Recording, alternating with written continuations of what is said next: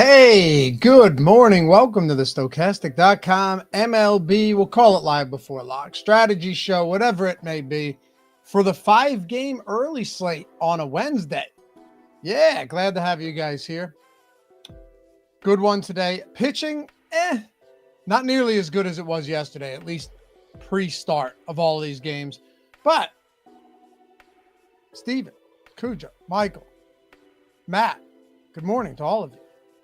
All of you. 1-2. What was the promo for the last DK MLB slate? What do you mean? The one that when I say hit me up in the DMs and I'll give it to you, that's always going. Just got to hit me up. Aaron, howdy, y'all. Let's get this bread. Yes, sir. Let's do it. And Jake DeWitt, what's up, brother? Glad to have you guys here. If you don't mind, before we get started, take a single second. Atone for your sins this fine morning. We're midway through the week. Or halfway through the week. We're at midweek. Hit that thumbs up. Subscribe to the channel. It's free. Both of them, believe it or not. And if you end up hating this, decide you made the worst decision of your life, unsubscribe, and we'll gladly refund your misery. But otherwise, leave a comment down below. Try and read and respond to all of them. Appreciate you guys hanging out 5 days a week here on either the strategy show, live before lock, whatever it may be. But we got a 1:10 start Eastern time. Now, I like the way this is set up. Sometimes where you've got these days where you just have everything spread out oddly, or just fewer games in general, like a Thursday or a Monday where you might have some early games, and you've got like a 12 o'clock, a 1, a 2, a 3, and a 4, and they're all on the same slate. You've got 4 games that start at 1:10, and then 1 game that starts at 2:10. So in that respect, we really have nothing to worry about. Like, not to say that this is as big a deal as NBA or something where you have to be glued to your screen, making sure that you can late swap and all of that stuff. That's not the case here. But the good news is that we have, I believe, let me make sure I'm right about this. Yeah, every lineup except for, what is it? Except for this Athletics Astros game, every one of those games or every one of those lineups is already out. So we're in good shape there. Should also point out that, hold on a second. 1 second here. Okay. Yeah. Should also point out whenever we talk about weather in these type of games, like, is there anything significant that we need to be worried about? Definitely in the later games today. I'm in the Philly area, you know, the suburbs outside of Philadelphia, but it's going to rain all day. You're talking like an inch of rain here. So that's a problem. As far as the day games go, Minnesota, Tampa Bay, could we see a bit of an issue? Yes, but for the most part, it seems to be okay. Dodgers, Cleveland, there's rain everywhere, but it doesn't seem like there's anything that's standing out as, hey, we have to fade this game. We still got a couple of hours. We should be okay. And then the Detroit spot, similar, you know, rain, but nothing crazy. So we'll see how this ends up playing out. But for now, let's dig into these lineups. 5 games to talk about. There's one guy I had a feeling before I like doing this. I'll just take a cursory look at the slate. Like, what I'll actually do is just pull up DraftKings and look at the pitchers without looking at the top stacks, top pitchers tool, any of that stuff. I just want to see, like, if I were to hand build a lineup without any prior knowledge, maybe try and get some leverage over the field based on what I'm assuming ownership will look like, where would I go? And the one guy, as gross as this comes off, as gross as it sounds, was Lance McCullers. And, you know, he's had an ugly start to the season. The guy's been out for an extended period of time, finally returns, makes 4 starts.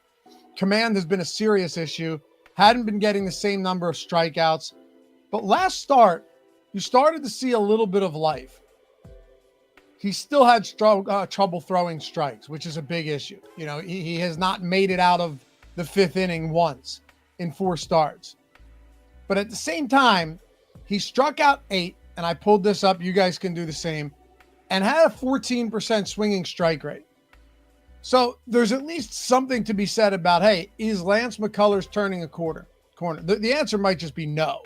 Like, he had a 41% first pitch strike rate in that game. So it was the worst since his first start, where he went out against the White Sox and just couldn't miss bats. But at the very least, 14.3% swinging strike rate in that game is somewhat encouraging for a guy that's 6,300. Also, a guy that, he throws that knuckle curve that when he was healthy, that was a really good pitch, a really good pitch.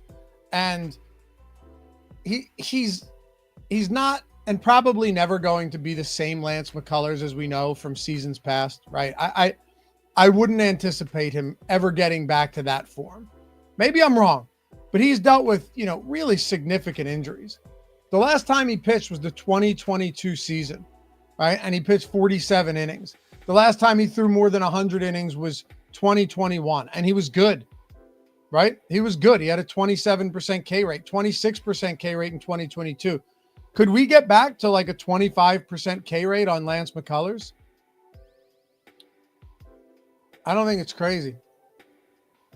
1-2. That is a outlandish comment. You say that, and I can appreciate the creativity there. You say that in the sense that, hey, like, I'm going to stack the A's. The funny thing about McCullers is it hasn't really been that McCullers is getting destroyed on the long ball. That hasn't been the case at all. Like, yeah, he's been barreled at a pretty decent clip. I'm not going to ignore that. He's given up, I think 2 home runs. It's the fact that he keeps putting runners on base. Like, you look at the hits that he's allowed. It's not like he's even allowing that many hits. He's walking a ton of batters. I don't really know how that plays for stacking teams. He's walked 3 batters in 3 of 4 starts. So take it for what it's worth. But you've got an implied total here on the Athletics that sits at 4.2. It's not in this, temporary home field for the Athletics. It's in Houston, which is, pretty neutral for the most part. He has a top 3, the third highest top 2 pitcher probability in our top stacks tool. And he's getting 18% ownership, positively leveraged, cheapest pitcher on the entire slate. Cheaper than Brian Bayo, cheaper than Landon Root, who's really just been okay. Clayton Kershaw. What are we expecting out of Clayton Kershaw? My answer, probably not a ton. I have no clue what to make of Clayton Kershaw. This guy's been in the league forever. He's made 2 appearances this season, dating back to 11 days ago. And it's not exactly a premier matchup against the Cleveland team. It doesn't strike out a ton. Pretty good overall offense. So, yeah, it's ugly. And again, you guys make your own decisions here. I'm not here to judge. But nice, David, in the Delco area. I worked in Delco for a while. I'm in Bucks County, Upper Bucks now, from Lower Bucks. But, yeah, the pitching on this slate isn't great. Freddie Peralta looks good against Boston. They have a 3.9 total. Oddly enough, with Peralta, and I'm not necessarily sure what to make of this. We can dig into it now. He's been very good overall. But from a strikeout standpoint, you haven't really had the same proficiency that we've seen. Like 24% strikeout rate for Freddie Peralta. Look at that. It's actually the lowest of his career. Who has he faced? Does he face teams that don't strike out? That could help. Pittsburgh, Minnesota, Cleveland, Cubs, White Sox, Giants, Athletics, Arizona, Colorado, Royals, Yankees. So I don't know. I mean, again, he's been good overall. I would expect that K rate probably to climb back up around his career averages, which are what, 20, 30? Now that is 30% really his career average. I'd say reasonable. 26, 20%, 27%. Muhammad, my grandma says since passed, but lived in Upper Darby for a long time, man. Long time in Upper Darby. So take this for what it's worth, but I still think there's plenty to like with a guy like Freddie Peralta today. 13% swinging strike rate too. He's still missing bats. If you start digging into the numbers a little bit deeper outside of just like what is the K rate, I'd say you probably see these numbers. You would think. I know we're a decent amount into the season. He's probably made 10 starts already. But you're going to have a hard time getting away from him, because if it's not him, who's it going to be? Right? It's going to be Pablo Lopez. What do you want? Jackson Jobe, Drew Rasmussen. That's fine against Tampa Bay, I suppose. But he's fallen off a cliff, man. Like, his stuff just is not, I shouldn't say fallen off a cliff, but stuff clearly isn't working like it was earlier in the season. It's 90 degrees there, and you got some winds blowing out to left center field. So you're going to have to make some unfortunate decisions, right? Or I should say at least uncomfortable decisions. And sometimes that's going to come with the Lance McCullers. You're going to have to play more Freddie Peralta against Boston than you typically like. I think that's fine. Yeah, you look at this, though. Like, Freddie Peralta's still getting the same, if not better, whiff rate on all of his pitches than he did last year. It leads me to believe that you're probably looking at somebody that's going to start seeing some regression in the direction we're looking for. And I'm sorry, Rasmussen against Minnesota, but in Tampa. You guys knew what I meant. Pablo Lopez against the Rays in Tampa. 28% top two pitcher.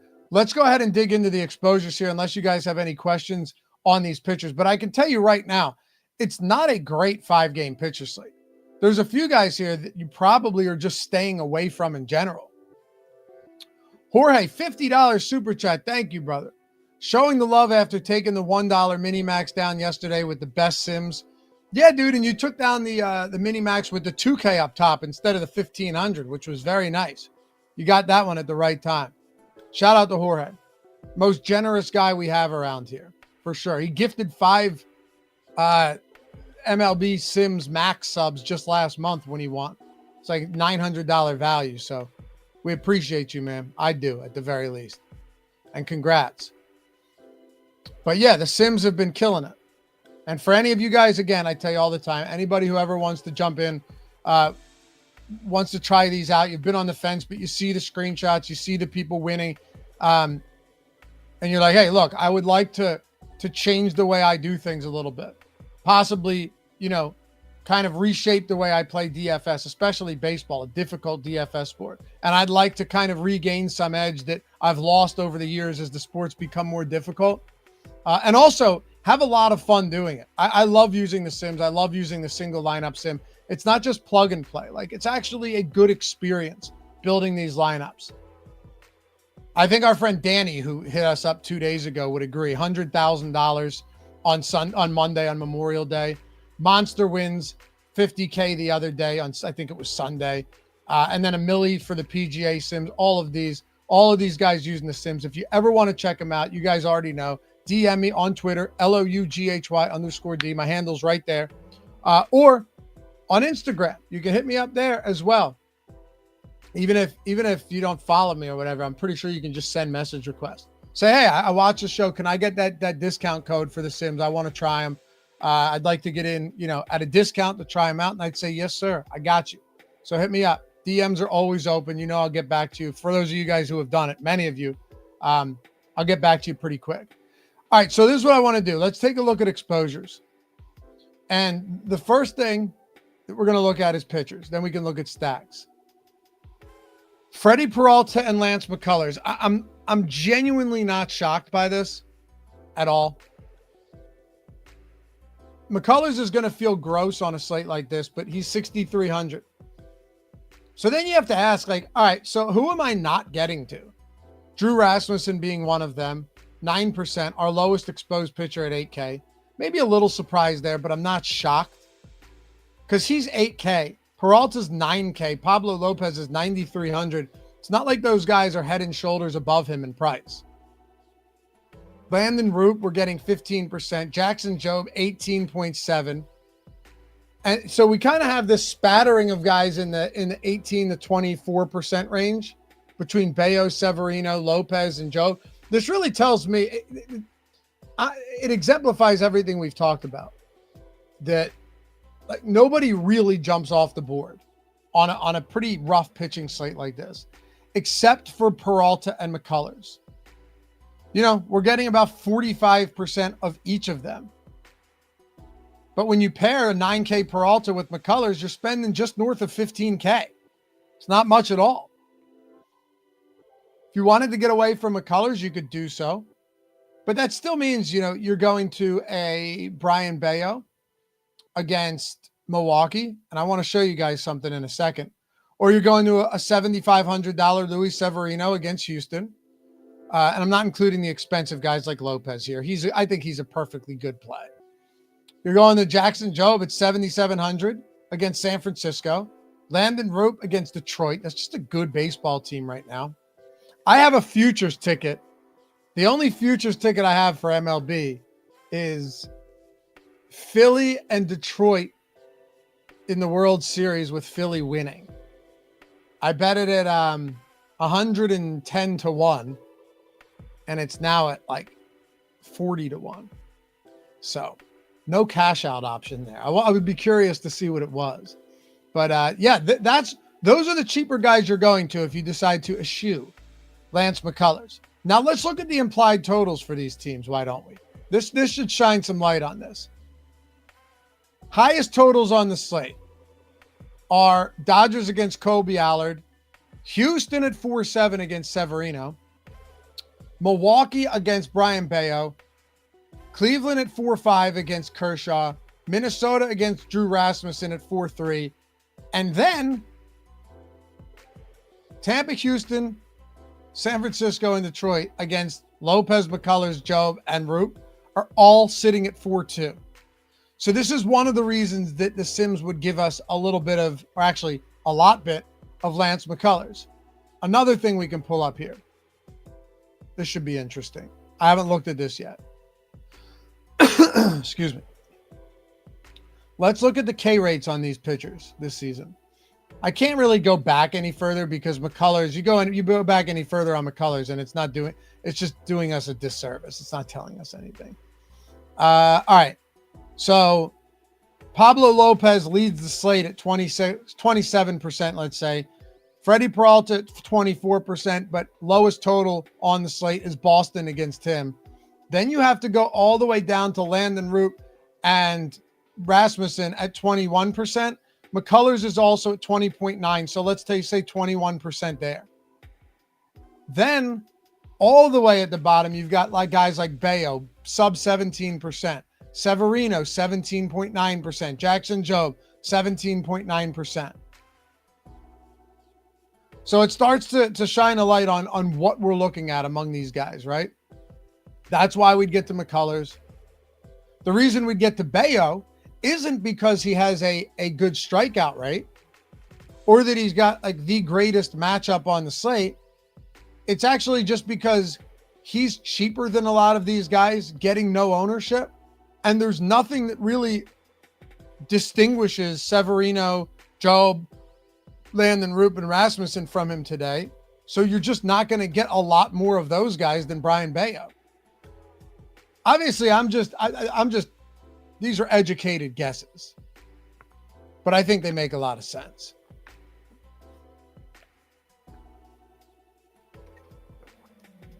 DC 24, a little concerned with Peralta at 9K with a 20% K rate against lefties, 6 of them in the lineup for Boston, but again, not a ton of options for pitching. Yeah, honestly, man, I think maybe if this came on a larger slate with, kind of an abundance of other pitching options, we'd be looking at this differently. I don't see that to be the case here.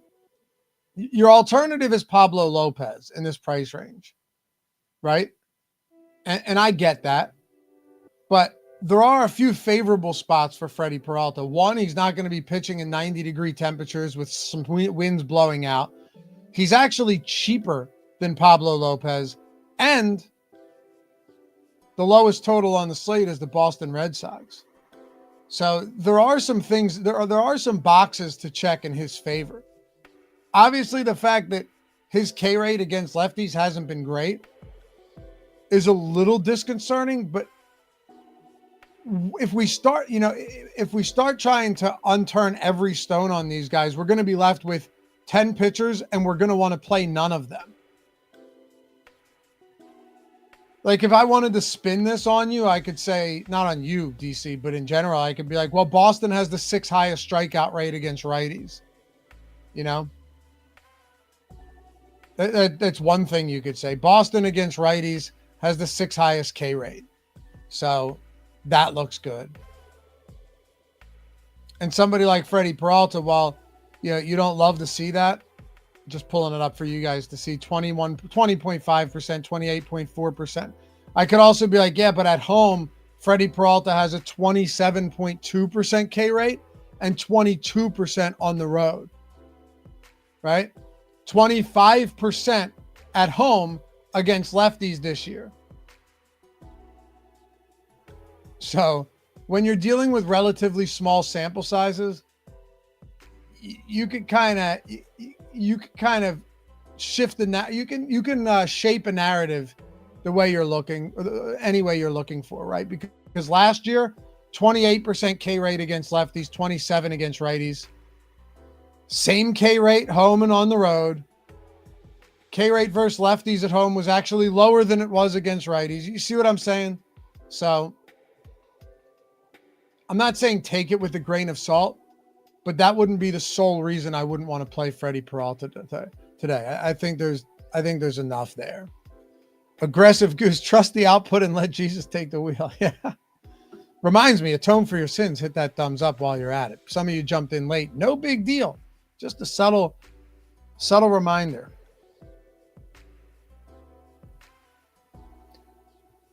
Back in the day where things weren't going great for me, and I had to enter the rooms, as they may say. Those of you who know. They would say a suggestion is a subtle command. So, just a small suggestion that to hit the thumbs up and subscribe. Goes a long way. But yeah, so I don't really see anything that jumps off with some of these guys. The only guy, if you wanted to, you could be like, how about Drew Rasmussen? We're getting basically none of him. Is there something there that we should be looking at that makes him better? Because when I say that this guy has fallen off, I don't say that in the sense that he's been bad at all. What I'm saying is the strikeout stuff, right? Like earlier in the year, he had 2 7K games through his first 4 starts. And you're like, ooh, okay, this guy's been dominant. You look at his first 4, where is it? Let me pull this up. His first 4 starts, he allowed 2 total earned runs in 20 2/3 innings with 22 strikeouts. You look at his last, let's pull this up actually. Why don't we go ahead and pull this up? Maybe there's something here.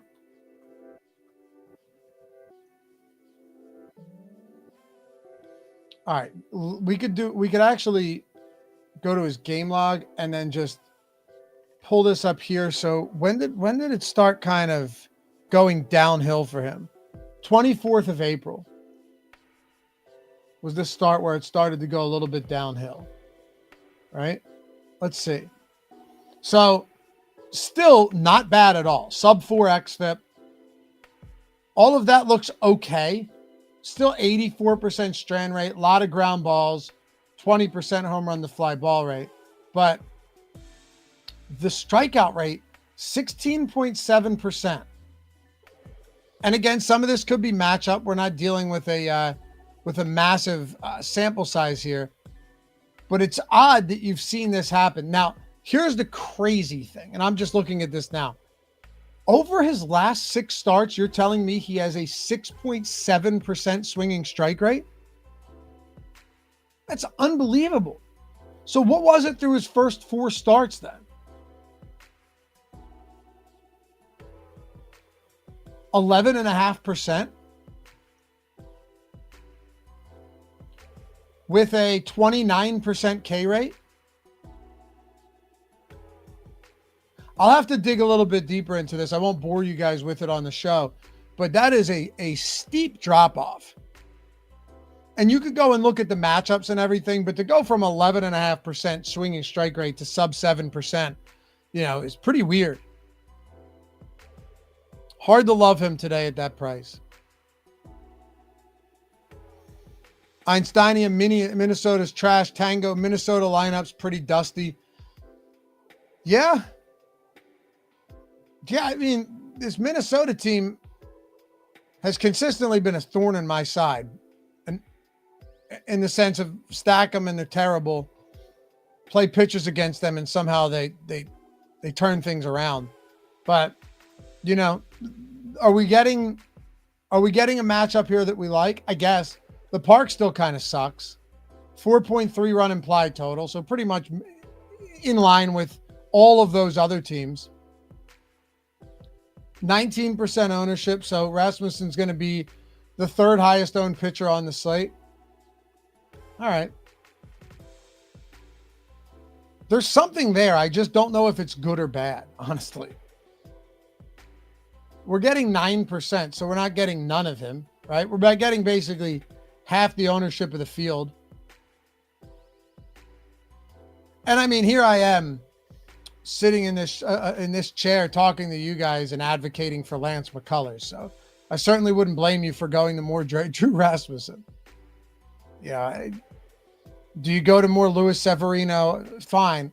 But if you look at this, the only guys that we're really not getting much of, I guess you could say Landon Root, but Rasmussen's the outlier here.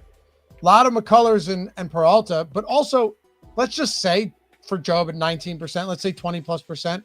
For him, for Lopez, for Severino, for Brian Bayo, we're pretty spread out.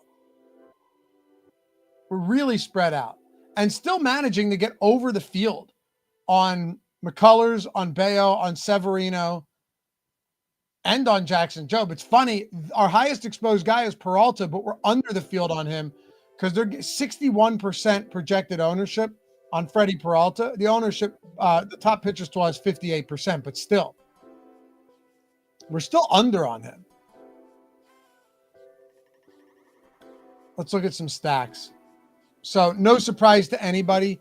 The Dodgers against Kobe Allard, 5.4 run total here. I think it's probably going to be doable to get to whatever pitchers you want. Are we getting to the Dodgers? 5-man stack exposure. Yes. No. Not a lot. Okay, so there you go. No, I thought that was our exposure. No, we're getting the way less Dodgers than I would have thought. I can't wait to see what the actual lineups look like because not a ton of Dodgers, not a ton of Pablo Lopez, not a ton of Drew Rasmussen. Actually under the field on Freddie Peralta. Now this could change. When I ran this, going over everything, 9:30 was when we had the last projection and ownership update. So now that we've got lineups in, things could certainly change, but it's still giving us a general idea. What I can do for you guys, actually, let's run it one more time. It's only 11:30. We got plenty of time here. Let's run it one more time. Sweet. We actually had an update. So let's see if anything changed. I don't want to give you guys bad information. I would still think the McCullers is going to be pretty popular, though. For us, sorry, is going to be pretty highly exposed. Tango, although Cody Clemens is somehow hitting bombs, Francis Jeffers can do a few things, and Larnach can hit homers. Yeah, look, I'm not sitting here acting like Minnesota is a dominant baseball team. There's no doubt. And they've got a couple guys on the IR, significant players on the IR, not lost on me whatsoever. But the only thing is this park is really, really favorable. Really favorable for pitchers, for hitters. But it might not matter here. Rasmussen does get a lot of ground balls. I'd say that's pretty favorable, right? At least if you're going to be in a park like this, give us ground balls. And on the season, his ground ball rate, I think, is sitting north of 50%, right? 51%. That's a really nice number. 12.8% home run to fly ball rate, but that's not all that concerning. He's allowing 1.04 home runs per 9, pretty much league average, maybe even a little bit better. So nothing to worry about. What concerns me about him is the sheer fact that, and I know he hasn't always been an elite strikeout pitcher. Matter of fact, he's been the complete opposite. So if I had to look at this, I would say that the first 4 starts of the season were the outlier, not this. And then he should probably be like a, mid 7K pitcher. That would make sense to me. All right, here we go. That ran quick. Sims are firing on all cylinders today. You got to love it. All right, favored 150. Ran it at 20% to first. Again, you guys ever want to use these tools? Get in on the action. Maybe you're already rocking the avatar, but you haven't hit the Hall of Fame yet. Double up. Use the tools in the mini max. Use the sims wherever you may. Use the single lineup sim and then get the Hall of Fame and now get another free month of the sims, which would be max. But if you want, like I said, guys, you jumped in late, just DM me. Say, Lavi, can I get that promo code? I want to get a discount on the sims. I want a month of the sims at a hefty discount. And I'll shoot it right over to you. And I'll shoot you those tutorials you're looking for as well. Need a hefty loan. All right. So we're still getting the Lance McCullers. This is fun. Freddie Peralta, but less now. Almost half the field. Our Drew Rasmussen exposure went up to 14%. Severino came down. Kershaw's in, we actually got a little bit of Kershaw, but he's in the basement. And Pablo Lopez came up. So did Jackson Joe. 30%. 30% on him, 35% on Freddie Peralta, and 36% on McCullers.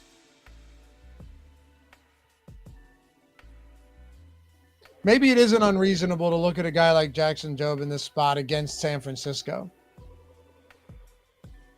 I mean, the Sims are suggesting that it's definitely not the worst idea.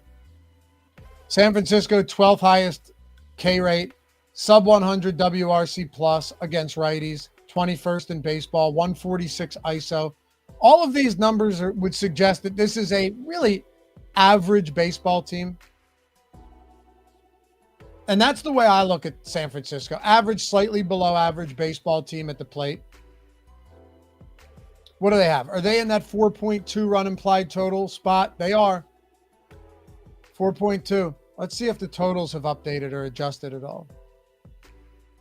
I'm refreshing the top pitchers and top stacks tool, if you're wondering. So, top pitchers tool. Does anything change for us? Let me swap to the early slate. By the way, live before lock tonight. Make sure to hang out with those guys. MLB live before lock for the main slate. I think it's another 5 or 6 game slate, by the way. Rasmussen's top 2 pitcher probability came up, and so did Jackson Jobe. So that's interesting. You've got, this is ridiculous. No wonder we're getting such a spread out exposure. We have 6 guys with top 2 pitcher probability on DraftKings. And the reason we do it is because you have to play 2 pitchers. 6 guys between 19 and 20%. Lopez at 27, Peralta at 39. That's crazy. Kobe Allard, the odd man out at 0.3%. But Clayton Kershaw, 14%. And then Severino, Bayo, Roop, Rasmussen, Jobe, McCullers, all between 19 and 20%. There you go. All of them, by the way, positively leveraged. Huh. It is going to be fun to see how this slate plays out.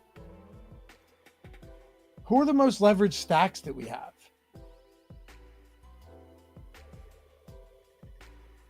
Let's see.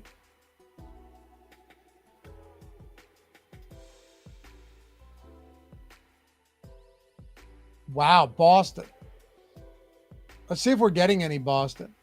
Boston, Minnesota. This doesn't necessarily mean you got to jam them. Because top stack probability, Boston is what? 7th. Minnesota is actually 3rd. But have you guys know? I would assume if you've been watching this show for the past however many minutes or, close to an hour, 35 minutes. I assume you're catching on to the theme, right? There are 10 teams on this slate. 8 of them have basically the same total. Look at that. Outside of the Dodgers and Houston, everybody's between 4 and 4.4 implied run total.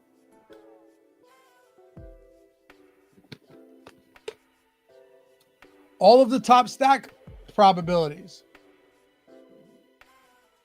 7 of them between, let's say, 8 and 9%, or 8 and 10%.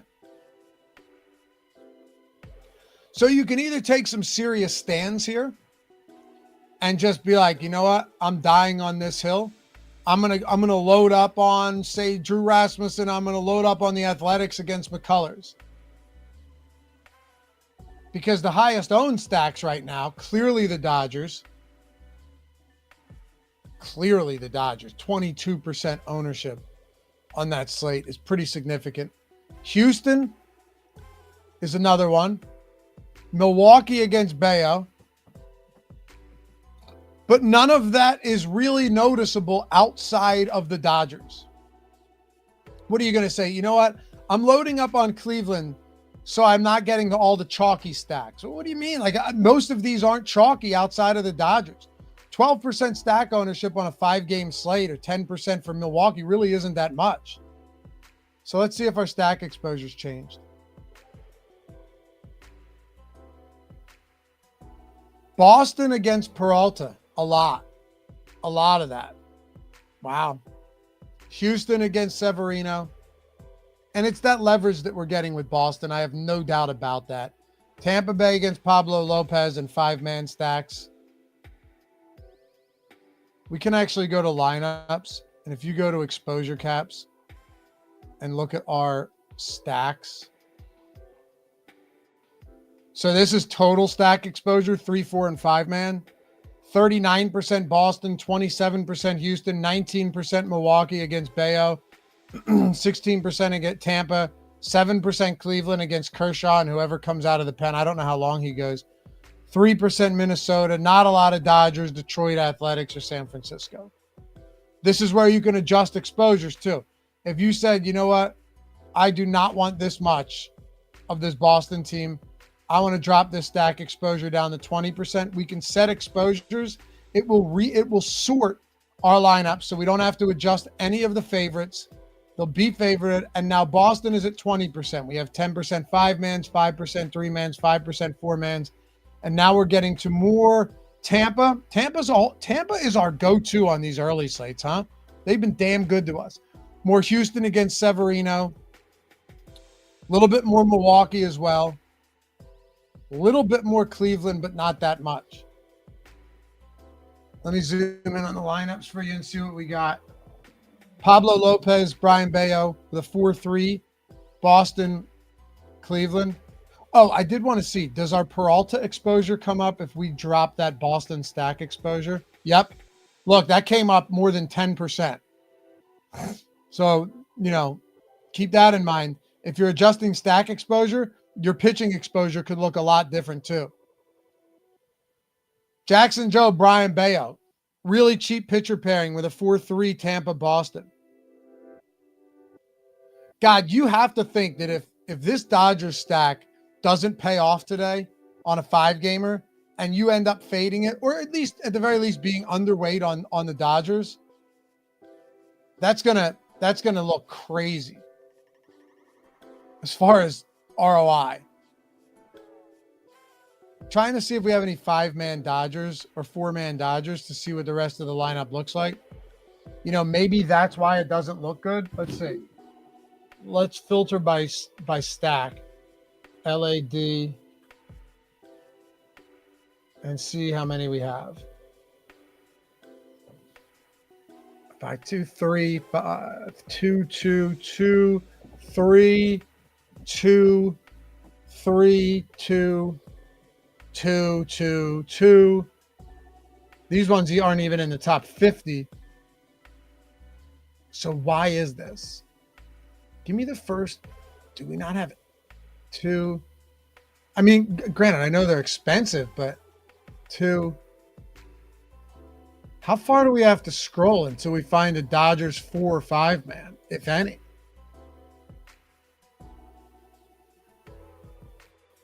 That's crazy.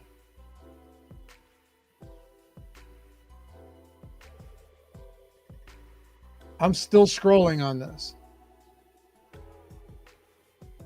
Still scrolling. 2, 3. That's Peralta and Brian Bayo. Here's a 4-man Dodger stack. We had to go all the way down to 11% simmed ROI. Peralta and Bayo. With Ohtani, Betts, Teoscar Hernandez and Andy Pages. We had to go all the way down to 11%. That's wild. So then the question is, what do our individual stack exposures look like? Right? This is what we can close it out on, because I think this stuff is ridiculously helpful. Let's see what our individual players. Outfield. Josh Lowe, Jarren Duran, Shohei Ohtani. So we still have a ton of Ohtani for the Dodgers. Christian Yelich. So it doesn't mean don't play Ohtani. Wow. Altuve, 33%. We've got a lot. Jackson Chourio at 31%. Chandler Simpson, 26%. All right. We got a lot of those guys up top. Mookie Betts, 7%. Not a lot. Jeremy Pena, David Hamilton, Houston and Boston at 42 and 20%. At shortstop. Third base, Jose Ramirez, 41%. Rafael Devers, 26%. Don't hate that. Is Ohtani our only high exposed Dodgers bat?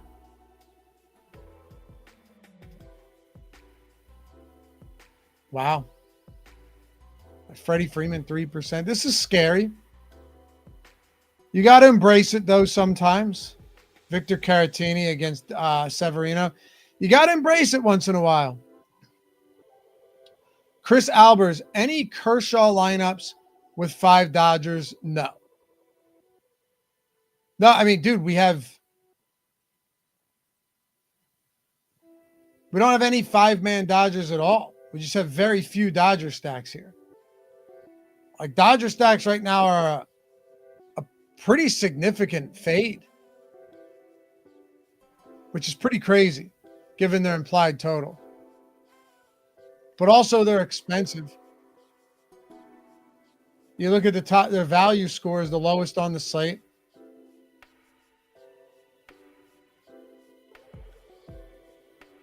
You know, another thing I was wondering, how many pitches does Colby Allard throw? What do we think is a reasonable number here? Like, what do you think? 50, 55? Right? Maybe 60? I don't think he threw 22 pitches last time out, 28 pitches prior.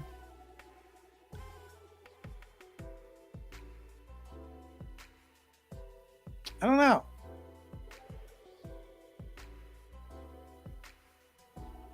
Like 45 before that, then 6, 53, 1 inning, 2 innings, 3, 1, 4. I'd say like 50 to 60. Which the reason I mentioned that is the interesting thing is, then do you just get good pitching from the bullpen?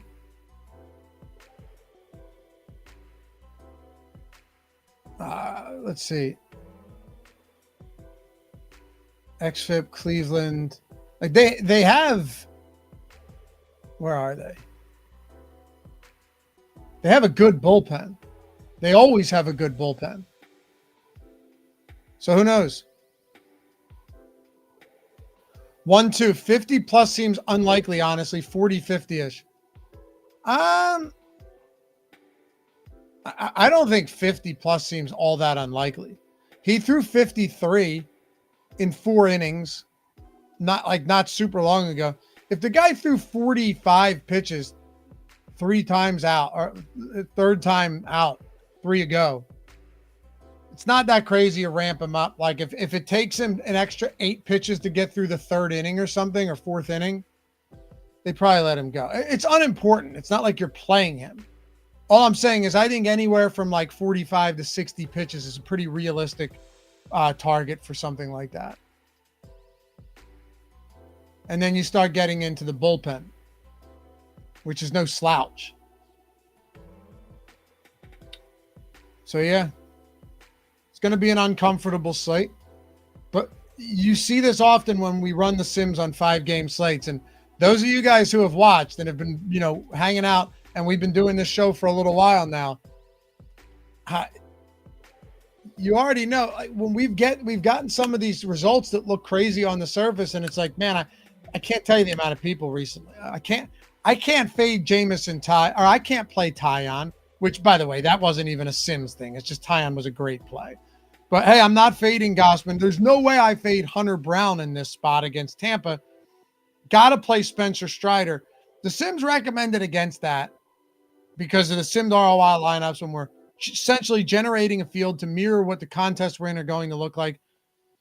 It's not going to happen every time. Maybe it's just some run hot, right? But spot on. I love that.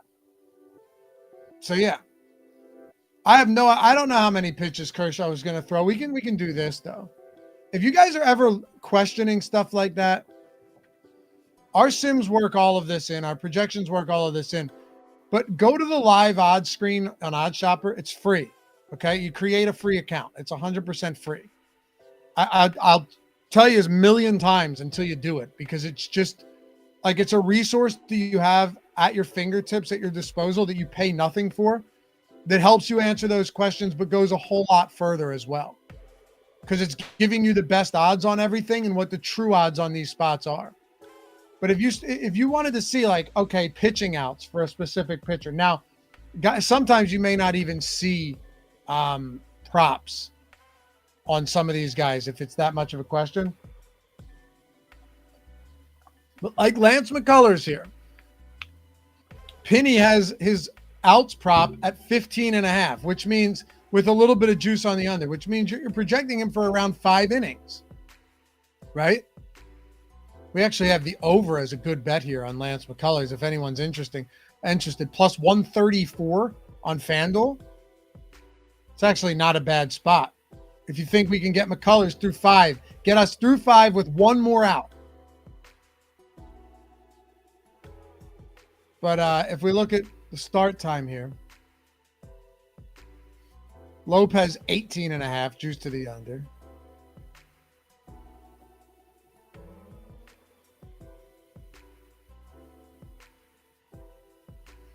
Where is our friend Brian Bayo? 16.5.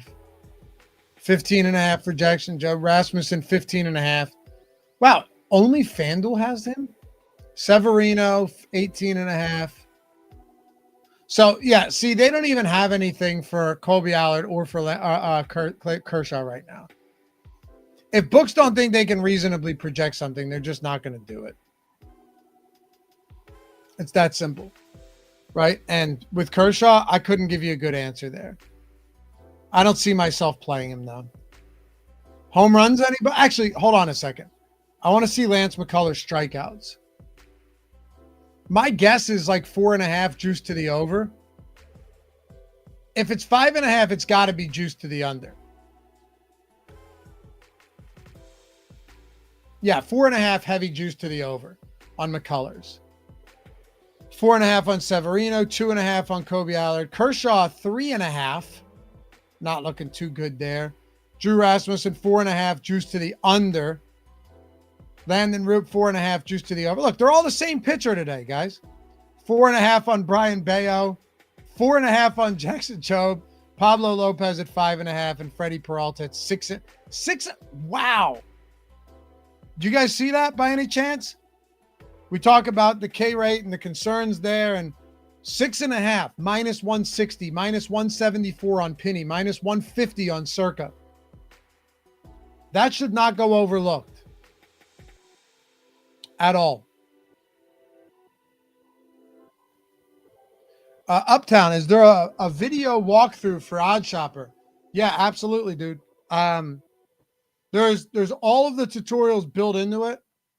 You know, if you're going into the top bets tool, all of that when you sign up. By the way, your first week is free. If you actually wanted to see all of this, your first week is free if you wanted to get, you know, the best plus EV top-down betting tools there are out there, no doubt.